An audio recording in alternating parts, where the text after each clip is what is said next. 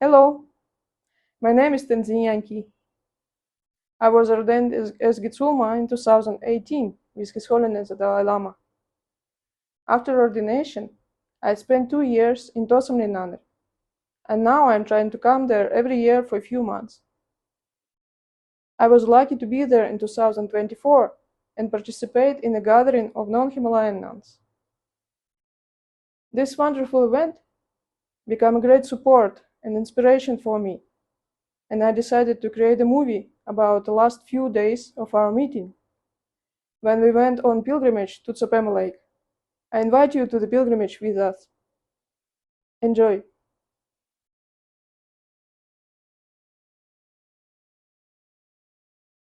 We are all very delighted to have each one of you here with us. Perhaps I should say a few words about the Alliance for Non-Himalayan Nuns. This was set up a few years ago with Sunma Sangmo here and Geshe-ma Kesang Mongmo, who I think most of you know is a German nun and was the first actual Geshe-ma in Tibetan history. And so we decided that while nowadays especially Himalayan nuns are coming up like anything, they are living in beautifully well-organized nunneries, they are supported, respected, trained and taught, and they have themselves jumped forward, leapt forward more for the challenge. And as we know now, there are many Geshe-ma, there are Kenmos, and they are teachers and exemplary Dharma practitioners, and we rejoice in that. But what got left behind are all those wonderful women not part of the Himalayan diaspora. You. And so what happened, I sometimes say it's like the Himalayan nuns, because they come so young and so open still. They're like soft clay, which can be molded into any shape you want it to be. Whereas most of the non-Himalayan nuns are already set clay. You know, they're already teapots or vases or cups. Very difficult to remold into a different shape. And so it's a very different challenge which you are facing. But meantime, you get ordination. Lama says, oh, wonderful, fantastic, great karma. Obviously, you must have been a monastic in your past life, and that's really wonderful. Well done. Here's your Dharma name. Bye-bye. That's it. If you're a Himalayan nun, they will say, okay, look, there's my nunnery down the road, you go to there. I'll give you a note. But for non-Himalayan nuns, what you going to do? There's nowhere for us to go to. So then you get, there you are, you're ordained. Maybe if you're lucky, you know how to wear your robes. Maybe you don't, because everybody wears robes differently. Which pattern do I follow? And then what? In the monasteries or nunneries especially, sometimes you have to pay to stay there. Can you imagine being in a nunnery where you have to pay as a nun to stay in that nunnery? And you don't talk about it. Because if you talk about it, it's like you're criticizing your Lama, who after all set this up. So everybody keeps quiet. The lay people don't know. Lay people are collecting money to send to India, to the monasteries in India. The irony of it, their own people, they don't support. They support people 1,000 miles away. So, we thought we have to bring attention to this. We have to really tried to think of, all the people, hundreds of people who have been ordained with no advantage at all from their point of view, have given up often very pleasant lives in order to follow the Dharma and have more time for practicing Dharma. But they don't know. Nobody's supporting them. There's not only not financial support, there's not psychological support. Nobody knows who you are, what you're doing. You don't belong in the Tibetan situation, but you don't belong in the West either, because Western Buddhism is not monastic. And so we started the Alliance, and we tried to raise some money for people, trying to get people to be more conscious of the problem and how little support, financial or psychological, these nuns received. But then, apart from that, we thought, really, what these women need is to get to recognize they're not alone. And so we decided that it would be a very good idea to bring many non-Himalayan nuns here to discuss the problem. Meet each other, talk about your life, what you've achieved, the difficulties, and the good things, and how we have, despite the obstacles, you stuck it out and you're trying to go ahead and really become genuine exemplars of the monastic life in the face of very little encouragement. And the Buddha, as you will know, the first thing after his enlightenment was to form a Sangha. Because it's a lonely path if you're all by yourself. And if you have Dharma brothers and sisters around, then it makes life much easier. You can share, and you have someone to talk to who understands what you're saying. So we thought, well, let's bring some non-Himalayan nuns all together, and they can talk to each other, they can meet each other as a recognizable Sangha. It doesn't matter where you come from, you're a Sangha, and you all share the same precepts and the same Dharma. And you can encourage each other. So that's why you're here. You're our guinea pigs. And we want everybody to really gain something from this meeting. So we are very grateful that we have this beautiful environment in which we can meet and in which we can discuss things and practice together and function as a nunnery. And it's empowering to be with our Dharma sisters, all of us practicing and chanting and studying and talking together. A monastic community is very powerful, and it's why the Buddha specifically emphasized the importance of the Fourfold Sangha. He really felt the importance of community, of coming together with a common aim. It's beautiful to see you all, like beautiful flowers, golden flowers. So I really, again, welcome you all, and we hope that we will all mutually help each other and benefit from our association with each other and take that back with us to wherever we normally abide. So thank you very much and welcome again. Thank you. Our gathering was held at Tosamling Nunnery. Tosamling Nunnery is an international community of nuns and laywomen living and practicing together in the Tibetan Buddhist tradition. It is located at the base of the mountain range of Dhuladhar in the foothills of the Himalayas. It lies just outside the city of Dharamsala in the northern Indian state of Himachal Pradesh.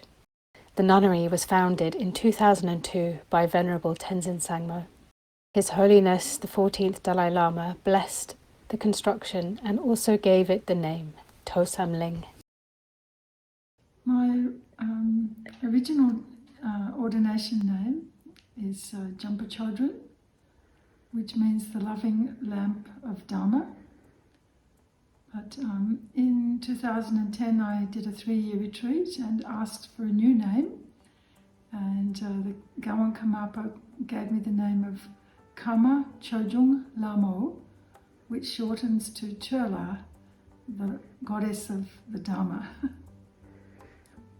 I originally took the refuge vows in 1992, and then in 1994 I went to Adelaide and took the Getsulma vows, and then in 1997 I went to Taiwan and took the Bhikshuni vows, and again in 2007 I did the 3-year retreat in the Kamakagyu tradition, finishing in 2010.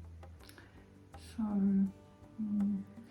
last 10 years or so I've been mostly studying Tibetan and also the Abhidharma at Nama Buddha, which is Trungul Monastery in Nepal. And then of course we had the big, everyone had to go home, during COVID. So we've had the big COVID retreat, global COVID retreat, and thank goodness that's finished. And during that time I was teaching meditation classes, and just this last year I've been doing online classes with Tibet House, studying the Nalanda's Master's course. And I've also been doing Taisita Rinpoche's Mahamudra course, and I'm in the 6th year of that. So the last year will be next year, 7 years, and I'll be done.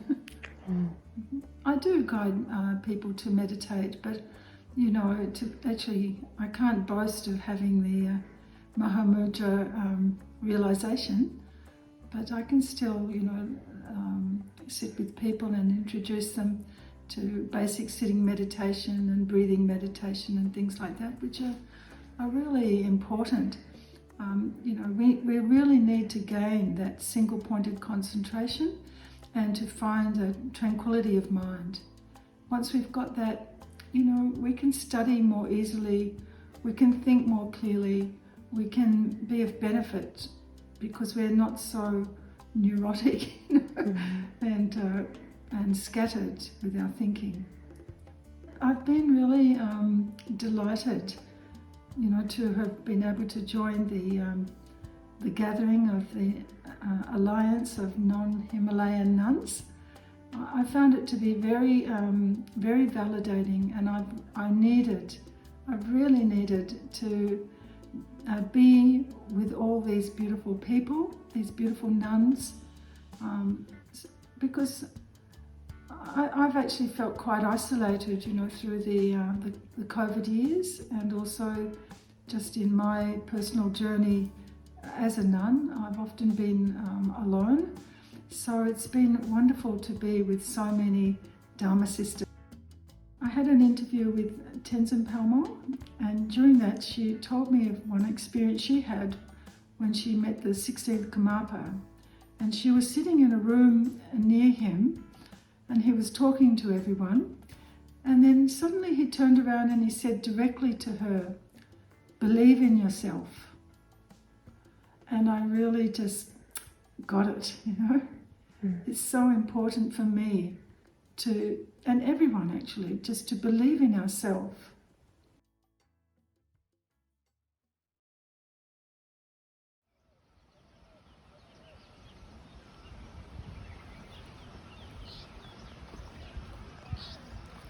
А куда это вы направляетесь в таком виде? Едем в паломничество в Цопему. Место, связанное с гуру Ринпоче, самовозникшее озеро. С гуру Ринпоче и с Мандаравой. И мы едем вместе со всеми монахинями, гималайскими монахинями. I'm looking forward to it. It's such a holy place and such holy beings there. My dear friends are there too. See you. Old knees.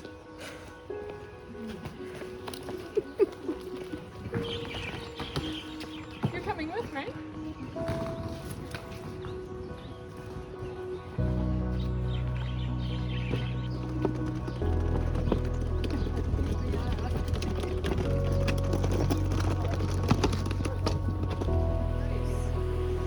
Yeah, I'd love to take one home.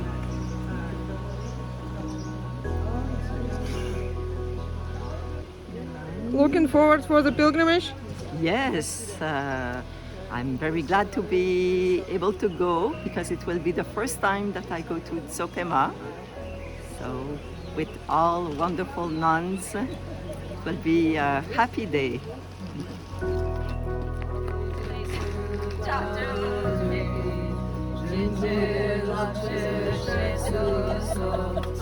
21 Taras, that's who we are. We're going to Tsokema.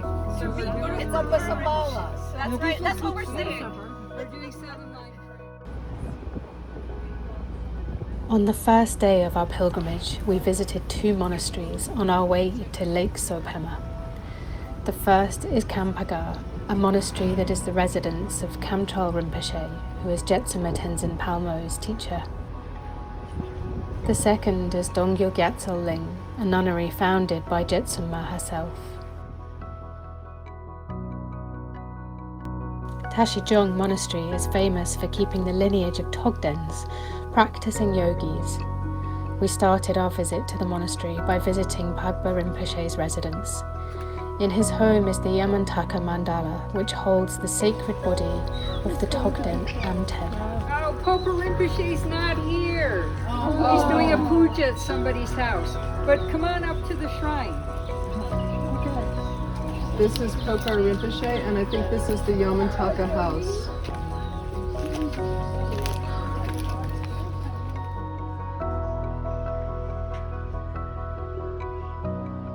Yes, there's a shrine. This is Pokar Rinpoche.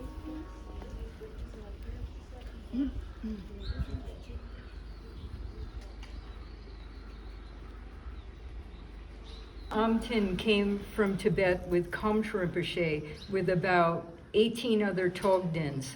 And when Kamtrul Rinpoche founded this monastery, they all came here with him.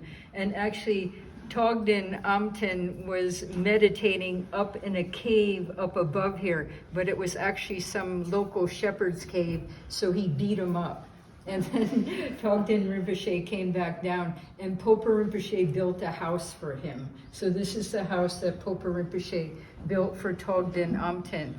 And when Togden Amten died, Popa Rinpoche decided to preserve his body. So he packed him in salt for 5 years. So he was packed in salt for 5 years, and his body really shrank.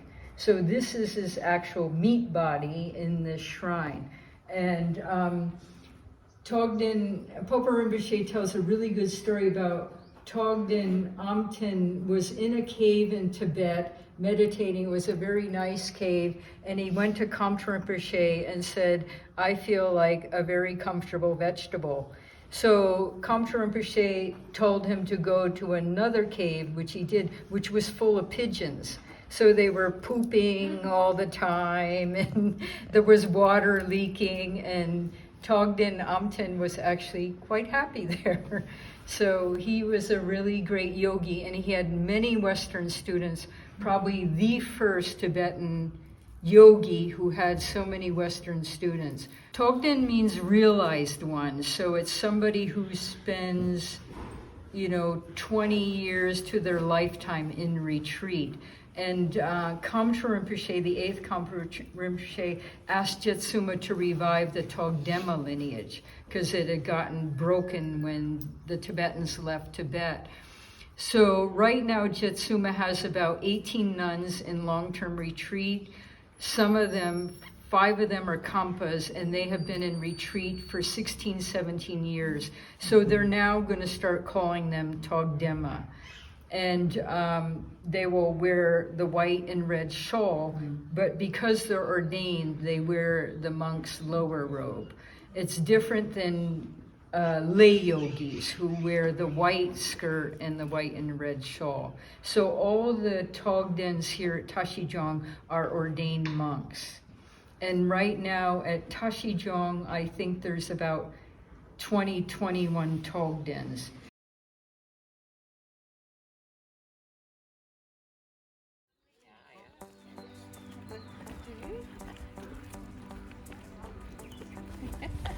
We went up to the main temple and stupa of the 8th Kamtrol Rinpoche. This is a new dining hall that was built for the monks. And then I see one of the little monks that's now bigger monks.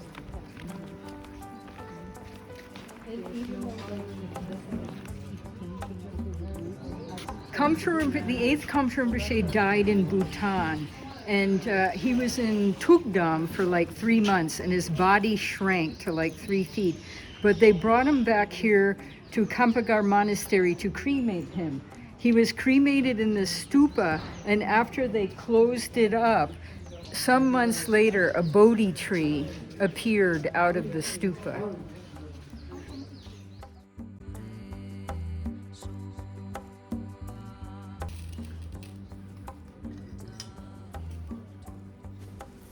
The Sunmas, nuns, made light offerings at the monastery's main temple.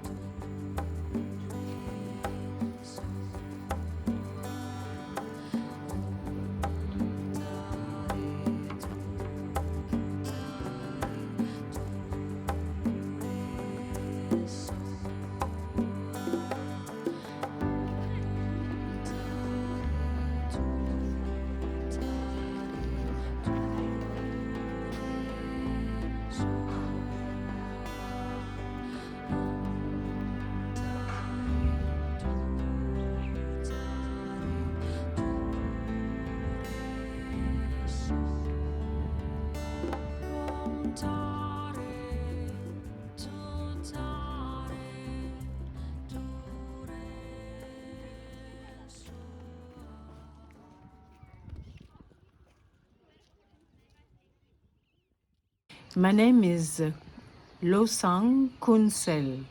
Losang is the first name of my ordination master, teacher. And Kunsel is a two-part name. Kun means presence and Sel is light. I took refuge in 2013, August 2013. I entered the path without knowing I was Buddhist way before when I was young, but for many reasons. In North America, there were no really Buddhism center, so I met my teacher very late. So I took refuge in 2013 and was ordained as Rabjong in June 2022 with Lama Losang Samten from Ganden, from the Geluk school. It was absolutely very enriching. I'm very happy to have met Dharma sisters. I feel I integrated my role. I have a sense of belonging, a sense that I didn't have before coming here. I met incredible teachers. I saw the vastness and the deepness of the community of this, and I can call this the Sangha. And it is and it will be very enriching in the future. And so what I go with immense gratitude and immense enthusiasm in the path, and the desire to help and to continue the path with my Dharma sisters. I met very good friends like you, and one moment I was very, very sick, and I felt I was surrounded by loving mothers, and it was a grace, really.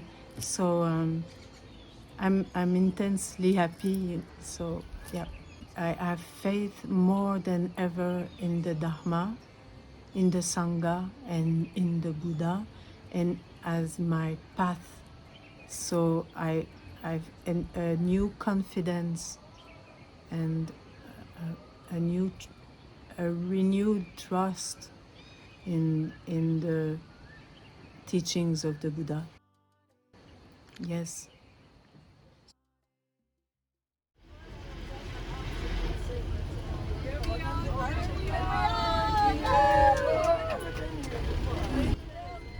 After visiting the monastery at Kampagar, we visited Dongyo Gyatso Ling Nunnery, where we were warmly greeted by Jetsama Tenzin Palmo, who kindly showed us around the nunnery herself.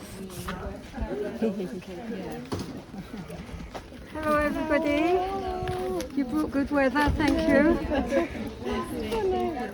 At the request of her teacher, the 8th Kamtrul Rinpoche, Jetsama was tasked with founding a nunnery to give young nuns of the Drukpa Kagyu lineage the opportunity to realize their intellectual and spiritual potential.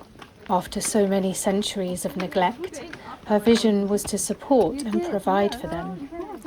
She was also asked to reinstate a nunnery in the Togdenma Yogini tradition. The nunnery was named Dongyo Gyatso Ling by the spiritual director, His Eminence the 9th Kamtrul Rinpoche, Shedrup Nima. It means Garden of the Authentic Lineage, and was chosen because Dongyo Nima was the name of the previous Kamtrul Rinpoche, who was Tenzin Palmo's personal guru. Yesterday we all went over to Tashijong for a long life wong at the end of the Guru Rinpoche Drupchen and dances. Hundreds of lay people came from Bia, which is the next Tibetan community down the road. This is the previous Kamtrul Rinpoche who was my guru. This guy, I think you know.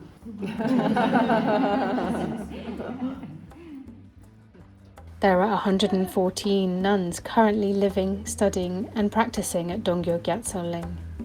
They are from the Himalayan regions, mainly Tibet, Laos, Ladakh, Kinur, Bhutan, Arunachal and Nepal. Some of the nuns have done 15 years of retreat, and most newcomers have done 3, but now they're doing another 3. So there are two sections and enough, I guess, for about 25 nuns.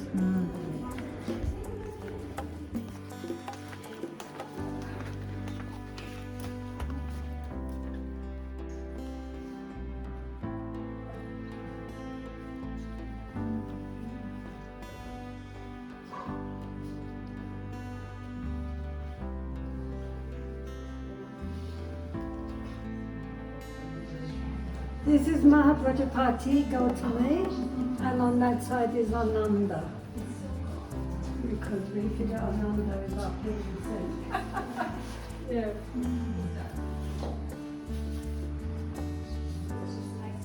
That of course is Mahatma Prajnaparamita.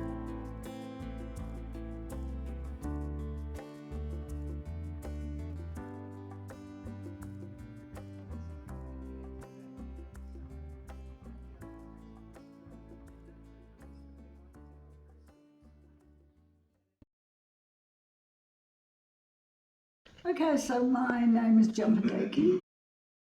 Jumpa means loving kindness, and Deki means the 2 kinds of bliss, spiritual bliss as well as worldly bliss.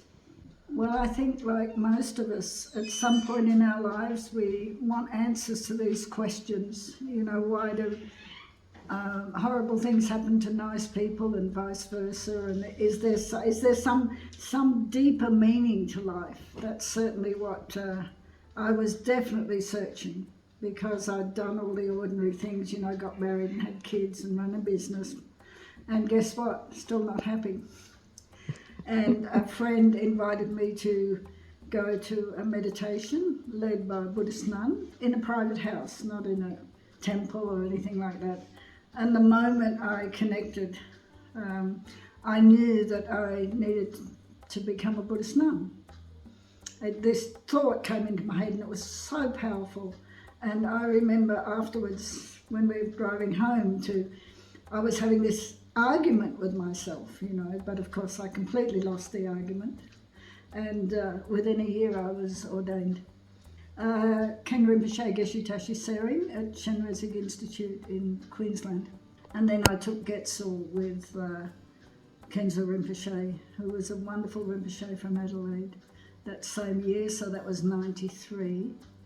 And in 2018 I took Bhikshuni vows. That was very wonderful because I had been a Getzel for 20 years, and there was a gathering of the Australian Sangha Association, and a nun that I knew was talking to Ajahn Brahm, who happened to be present, and said, you know, we have a nun at our centre who's been a Getzel for 20 years and would love to become a Bhikshuni. And so Ajahn Brahm said, we can arrange that.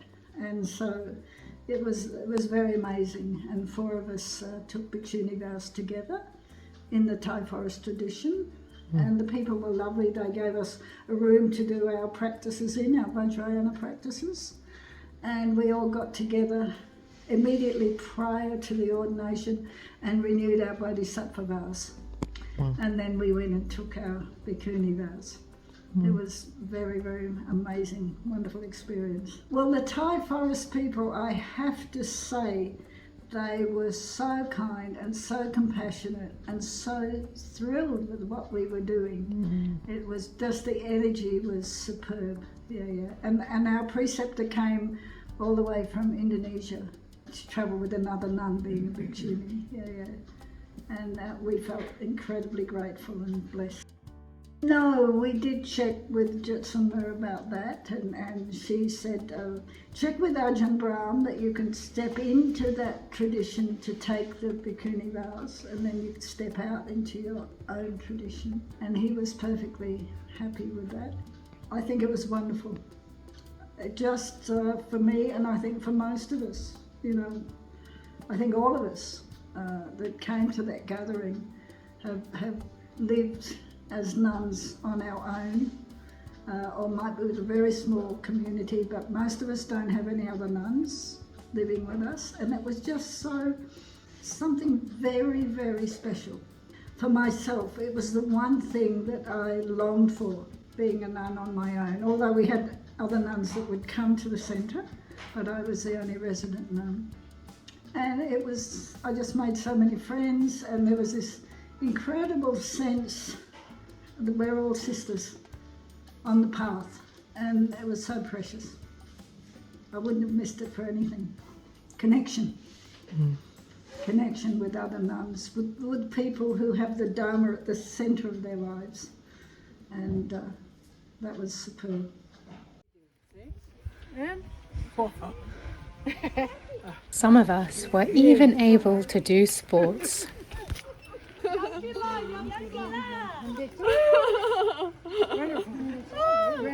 Come. Little sister. No more lay. Having fun? I have a great time. Wonderful.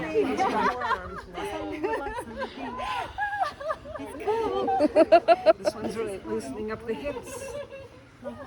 Beautiful smell of flowers.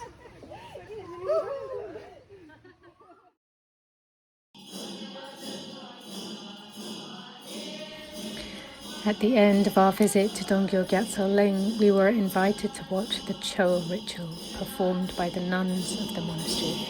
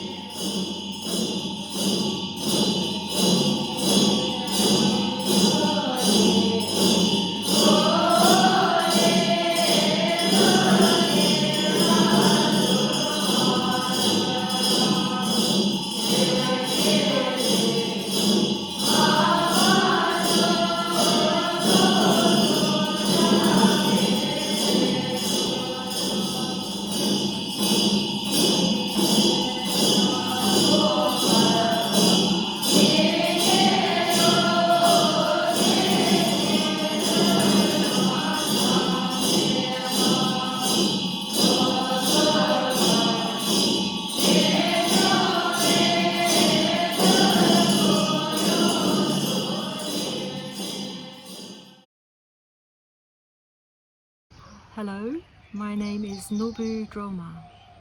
Nobu means jewel or gem, and Droma is Tara, or liberated or liberation lady. I was very fortunate to go to Namdrilling Monastery and take refuge with Kyabje Drubrang Pema Nobu Rinpoche. And then a few years later, when I decided to be a nun, I received my ordination vows from him also. I've been a nun for about 17 years, and it's a very happy thing to do. We're extremely fortunate to have had this opportunity. I heard about the gathering at the last minute, and then suddenly a month later I was here, and my experience has been wonderful. Absolutely incredible to meet all these other nuns. I had no idea any of them existed. We're from all over the world, and it has been the most joyful and learning experience. So many things have happened, so many things we've shared together, and we've had a lot of fun, and we've learned a lot of things about each other and ourselves, as well as knowing that this is just the beginning of our journey together, and there are many more people to meet as well, which is also very exciting. We're not alone anymore.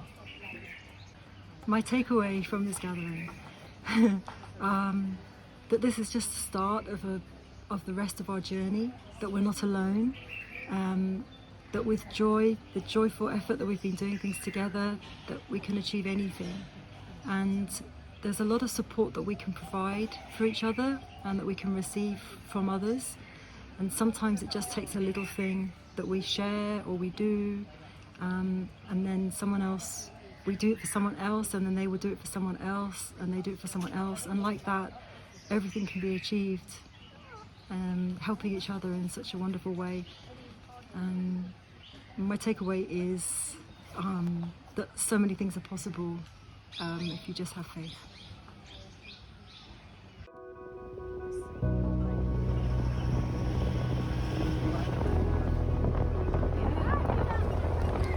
From Dongyo Gyatso Ling, we went to Sopema.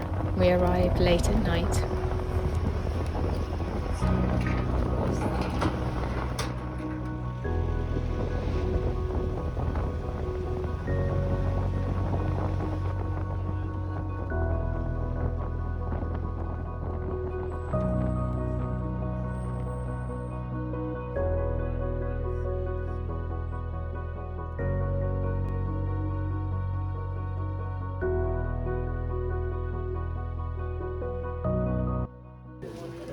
Our next day was spent at Sopema, where we circumambulated the lake and visited holy places nearby. The lake of Rewalsar, Sopema in Tibetan, is connected with Padmasambhava, who in Tibetan Buddhism is considered to be the second Buddha. According to legend, Padmasambhava had angered the local king, the king of the Zahor, by trying to teach his daughter the Dharma. Furious, the king tried to burn Padmasambhava alive. However, the fire burned for a week with large clouds of black smoke.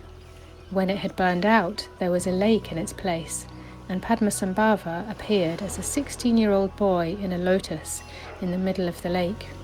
The king repented of his atrocity, and along with ministers and a retinue came to Guru Rinpoche, Padmasambhava, and received teachings from him.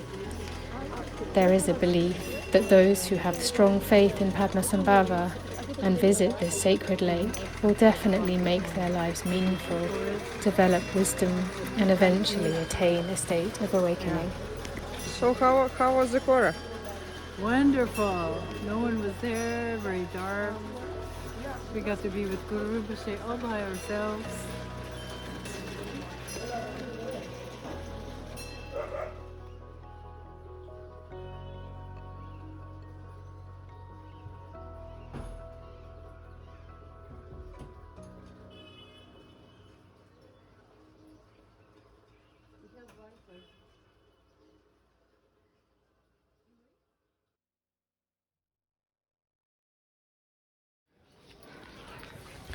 We climbed up to the 12-meter-high statue of Padmasambhava, which rises on the northwest side of the lake. Guru Padmasambhava is the greatest Buddhist teacher of the 8th century. He was considered a magician, mystic, and yogi.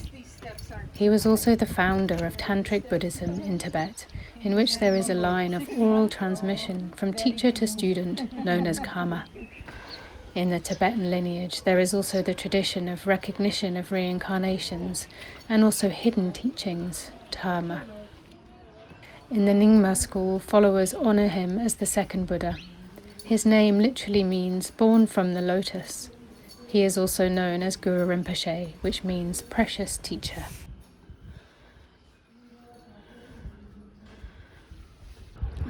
My name is Tenzin Yanki. This means powerful holder of the doctrine.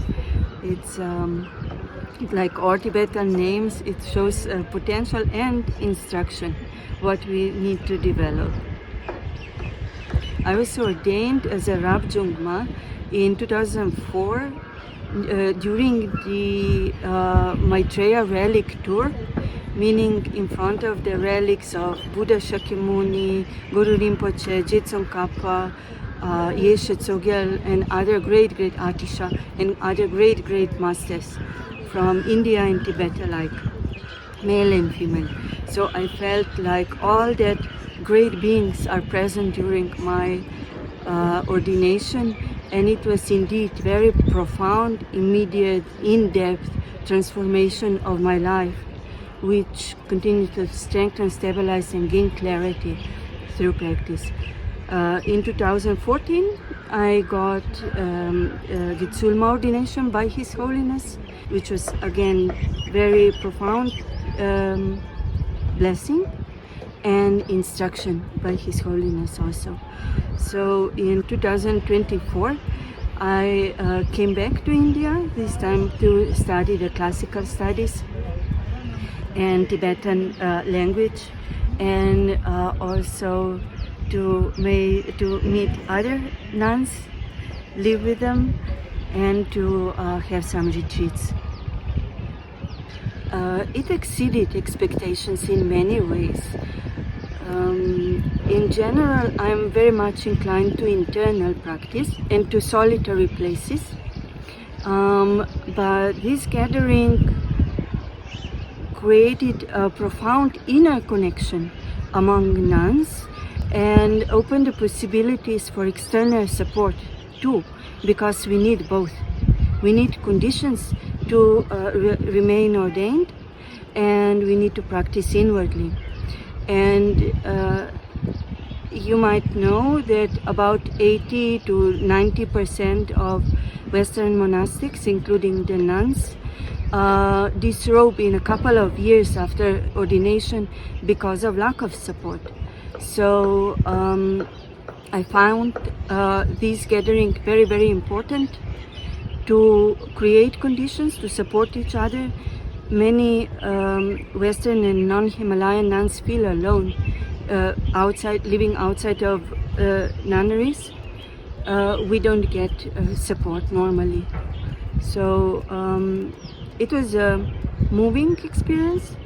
It was, they say that every place where monastics live together gives a special blessing. And many teachers, including Jitsuma, Tenzin Palmo, His Holiness the Dalai Lama, and others, showed great support for the nuns, for our group, for the non-Himalayan nuns included. Even firmer dedication to work on my own path, inner path on the first place, and to do whatever I can also to support the conditions that the nuns need. Through that, all the practitioners and every sentient being in general.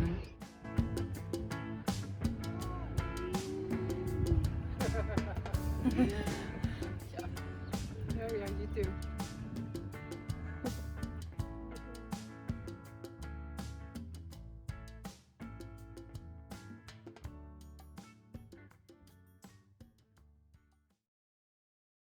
Then we visited Zangdok Palri Temple, which is located on the southeastern side of the lake.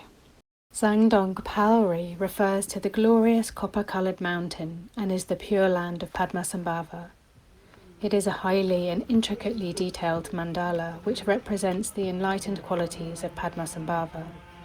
The palace in Zagdog Palri is based on an 8-sided jewel and a 1,000-petaled lotus with 4 gates, 4 arches and 8 pillars. In the 4 directions are walls made of precious substances: crystal in the east, lapis lazuli in the south, ruby in the west, and sapphire in the north. It has 3 levels.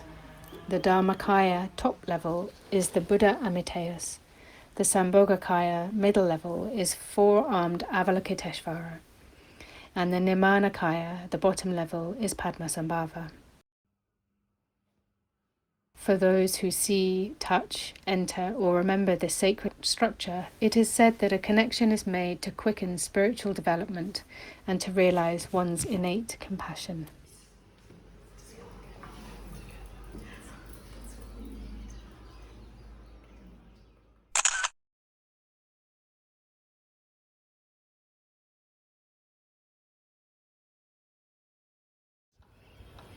My name is Tupten Dolka.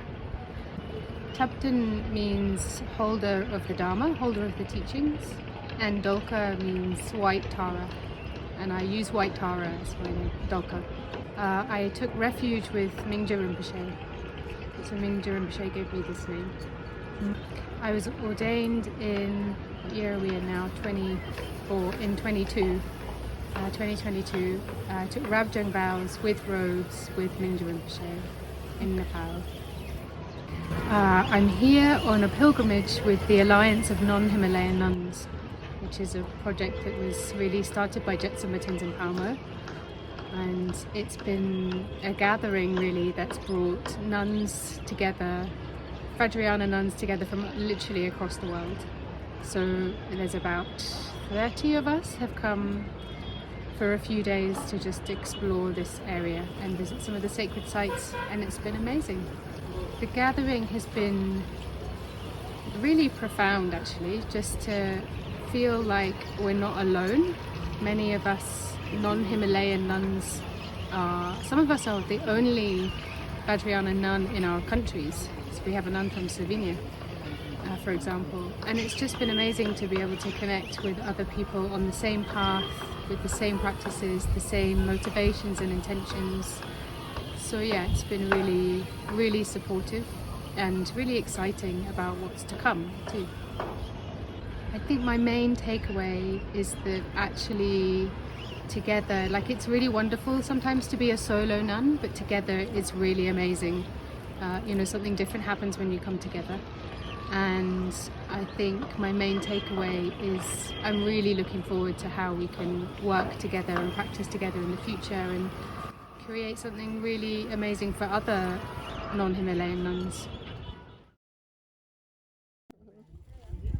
Then we visited the Padmasambhava cave and retreat center located 9 kilometers away from Sopema.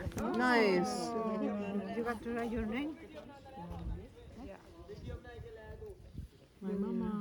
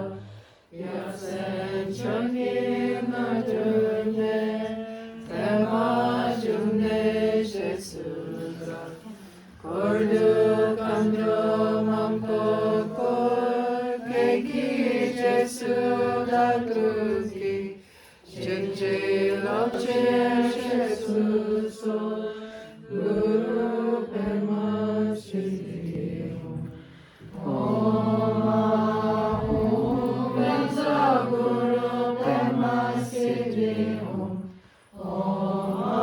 Ahum Benza Guru Pema Shri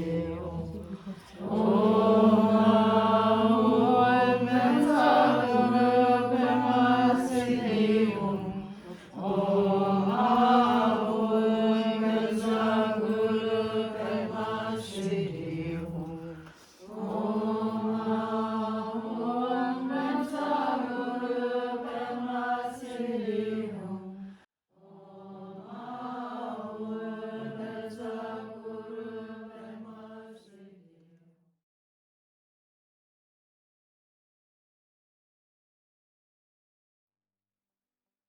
My name is Nawang Sherab Khandro.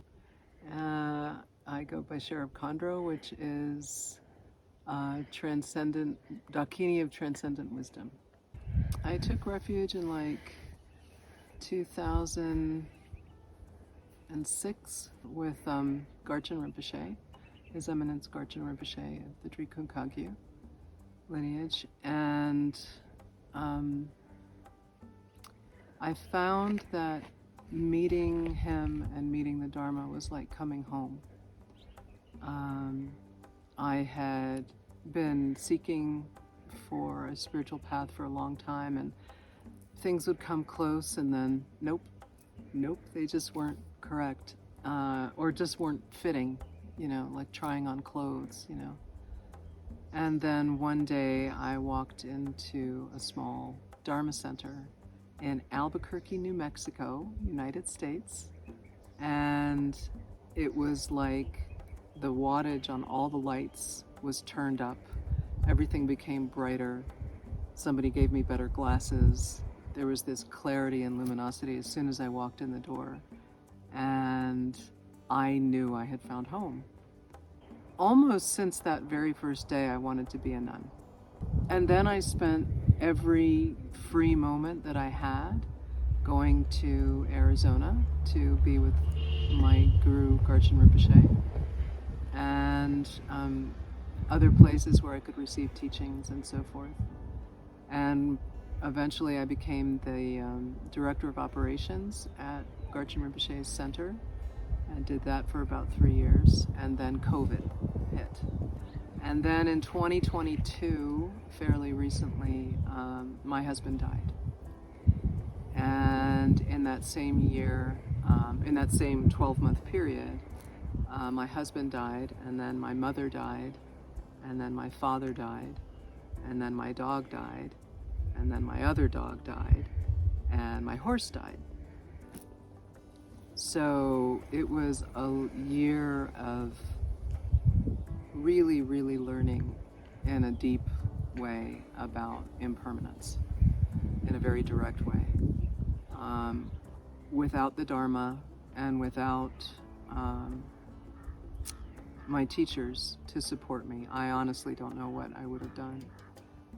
The grief was very intense. But I knew also, and in fact one of my teachers, Lama Sultramalioni, said to me, "You are now walking the practice path of grief." And I didn't understand what that meant until I'd walked it for a bit. And I came to know that that means deeply understanding impermanence and bringing grief onto the path. And from that learning, you can bring everything onto the path. And then I took Rabjung vows in Bodh Gaya at the end of November. And then in the end of January of 2024, I took Getzel vows. So I'm a baby nun. I'm an old lady and a baby nun. And I deeply, deeply, deeply, deeply love being a nun. The gathering of the Alliance of Non-Himalayan Nuns, I've just attended this, and I'm so fortunate to have done this right after ordination. It was so profound to be together with a temple full of non-Himalayan nuns who all share the same issues out there in the world and so forth, and practicing together, which was so profound. I can't even have words for it, obviously. No, I feel so fortunate and so attached in a good way, the healthy attachment to this Sangha. We built a Sangha. Most of us are individual all over the world, and to have Sangha is profound. And I think that is my primary takeaway from the gathering, is how important Sangha is. No one else knows what it's like to be a monastic, you know, and so to be surrounded by sisters that do. And then Sangha as Sangha, practitioners together, that is so profoundly important. Your practice is lifted up by the practice of others. You'll have, in a room of practitioners, you'll have some that have been practicing for 20 years, some that have been practicing for 20 minutes, and they lift each other up at the same time. So that's my takeaway. Around the cave there are small houses in which long retreats are performed, and prayer flags are hung all around.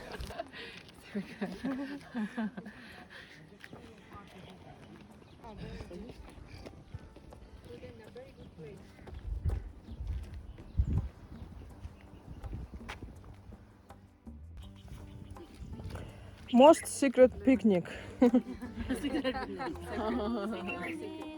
Not secret, secret. Sacred Most secret. and secret. And secret.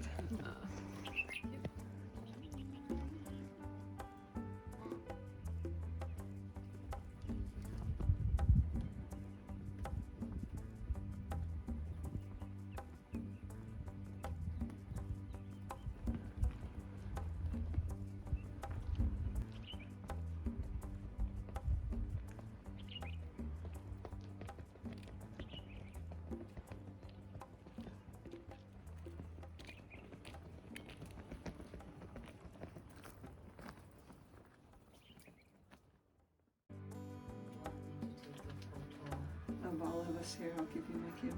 Of course. At the end of the day, we visited a small Mandarava cave on the west side of the lake, where Mandarava left her fingerprints in the stone.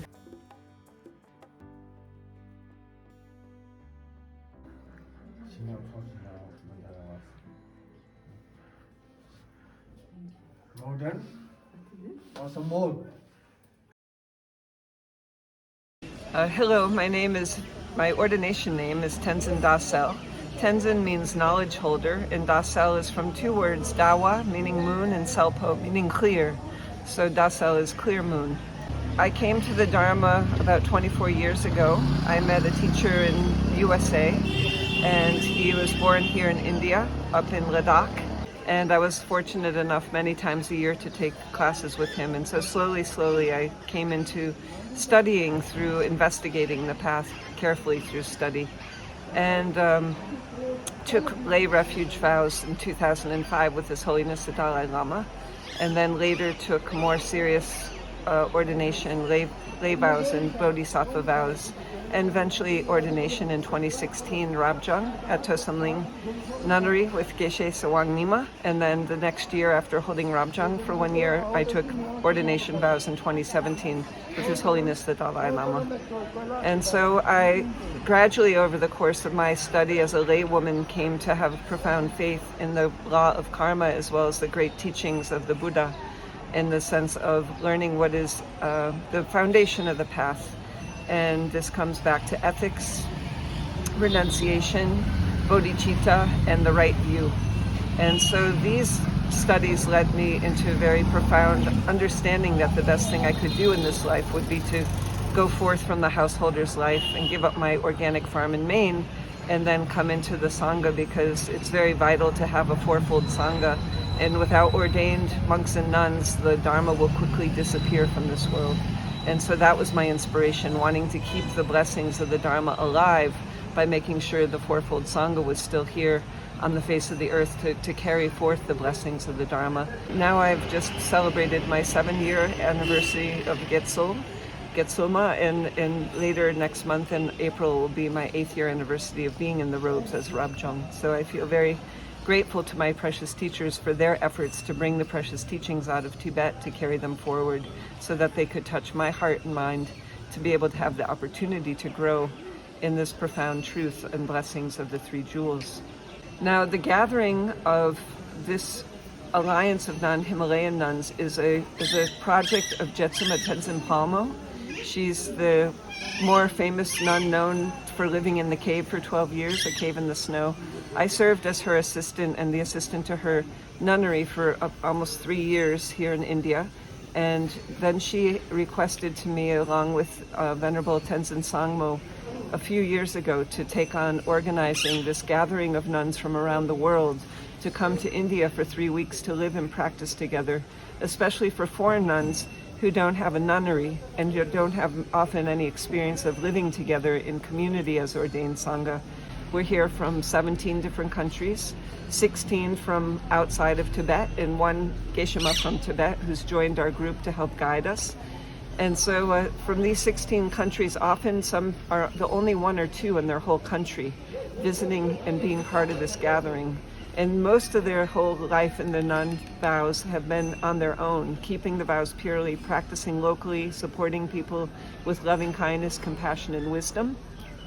But this was a precious opportunity through the blessings of many kind donors, lay people who supported Jetsuma's vision, that we had enough funds that we could actually help through travel scholarships, bring nuns from these 16 countries, coming from 5 continents, from North America and South America, Europe, Asia, and Australia, to gather here for these 3 weeks. Now we're here on a 3-day pilgrimage. We finished our 3 weeks. We worked really hard. We had a very beautiful, intense schedule of study, of practice, of puja ritual, of free time, of visiting nunneries, visiting sacred places around MacLeod Ganj. We had the blessing of meeting with His Holiness the Dalai Lama in his blessing line to take his direct blessings.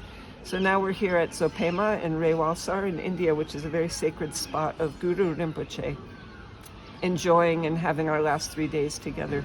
So the gathering, the idea was to know each other so that we have community now. We can connect, we have a network. We know we're not alone. We know how to find each other more clearly, and hopefully in the future this will grow. We had over 70 apply, and then it went down to 55, then 40, and in the end 36 nuns attended. So the gathering of the Alliance of Non-Himalayan Nuns, the vision is to continue to support nuns so they won't give back the robes and the vows. Often in people from non-traditional Tibetan community or Himalayan community, they have no family who are Buddhist. They don't live in a Buddhist society. They don't have big supporters around them. Sometimes even their family don't talk to them anymore when they become a Buddhist monastic. And so they have special circumstances where they need the support and they need to know they're not alone, so that they have the courage to continue in the vows, to carry forth in their loving kindness walk of wisdom and compassion for the benefit of all mother sentient beings.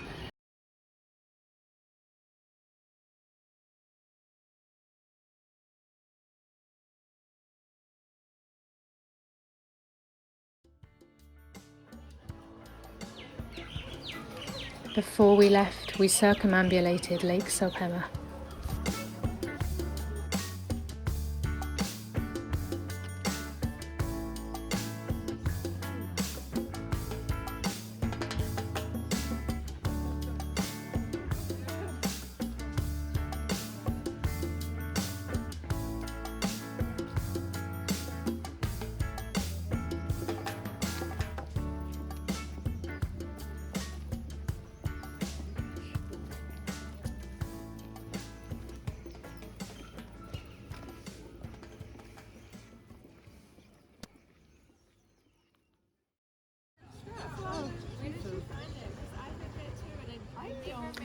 After 3 days of pilgrimage, we returned to Tosamling.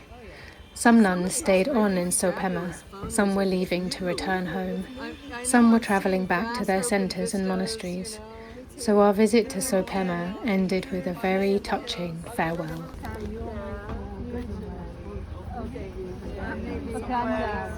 No, we're gonna stay, I know. See you soon. I have your info. Oh, Churla! So long, farewell, we hate to see you go. Thank you so much for all your blessings and hope to return soon. So long, farewell, we hate to sing goodbye. I flit, Okay. I fly. I stay. Oh, Take care. Bye-bye, guys. She's insisting. If you, I'll swap with you if you need to.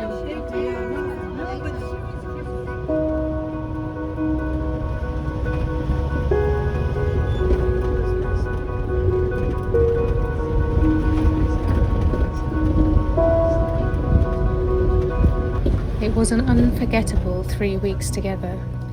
We all felt the significance of the path we had been able to choose. We found support in each other and really felt part of something bigger and meaningful. We will take with us a small piece of the warmth and light from our temporary community and share and grow this light and warmth with everyone we meet on the way. Let the seeds of compassion, love and wisdom that we have planted on all sides of the world grow into the golden flowers of Dharma, monks and nuns. And may the Buddha Dharma be preserved for a very, very long time.